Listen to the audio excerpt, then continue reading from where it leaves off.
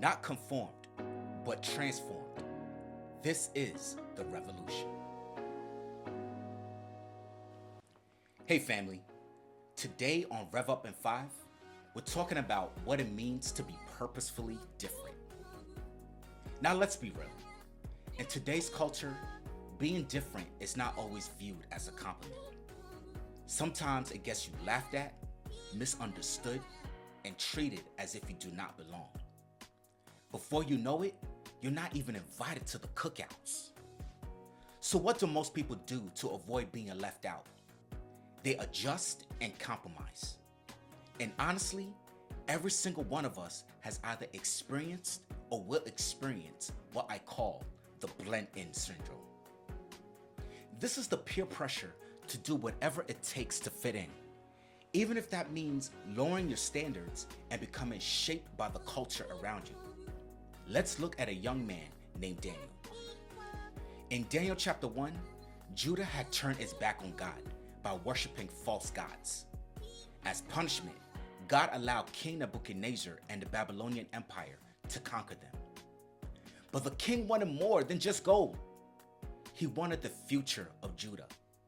So he selected the brightest, the most gifted, and the most talented young men of Judah to become his servants in Babylon. As part of the process, he gave them the royal treatment, which was food, wine, education, influence, and a whole new lifestyle. But it was all a setup. The king understood that if he could change how they lived, he could eventually change how they thought.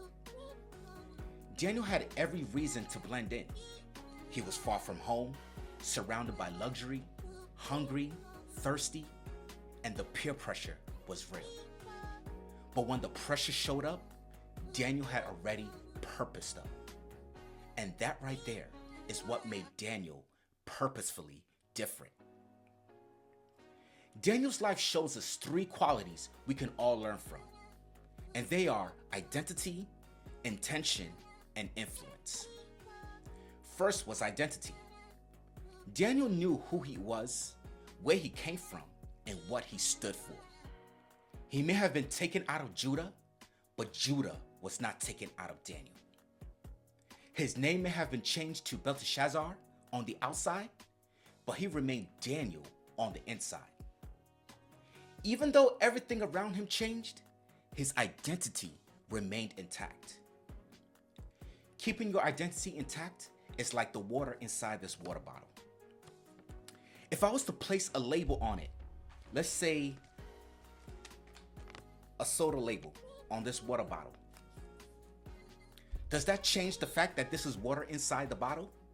Of course not. And just like in life, all sorts of false labels and hurtful names will be placed on you from the outside through bullies, social media, and even from your closest family and friends.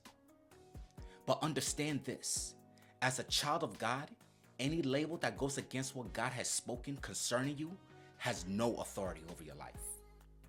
The greatest danger is not the label placed on you, it's believing and internalizing it until it begins to define you. And like Daniel, you have to know the promises of God concerning you.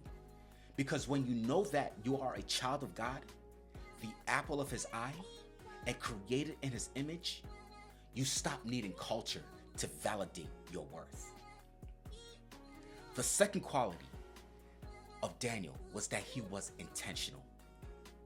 In Daniel chapter 1 verse 8, it says, "But Daniel purposed in his heart that he would not defile himself." Daniel was intentional about what he stood for. He stood 10 toes down to not eat the royal food or the wine of the king. He intentionally refused it because he knows that what was being offered was sacrificed to the Babylonian gods. And Daniel wanted no part in that. Crossing that line was not worth damaging his relationship with God. No ifs, no ands, no buts. Being intentional with your decisions is like this water bottle cap. Loosening the cap represents compromise. Tightening the cap represents conviction. So every time you give in to peer pressure, you slowly loosen the cap. It's not that serious. Twist. Everybody else is doing it. Twist.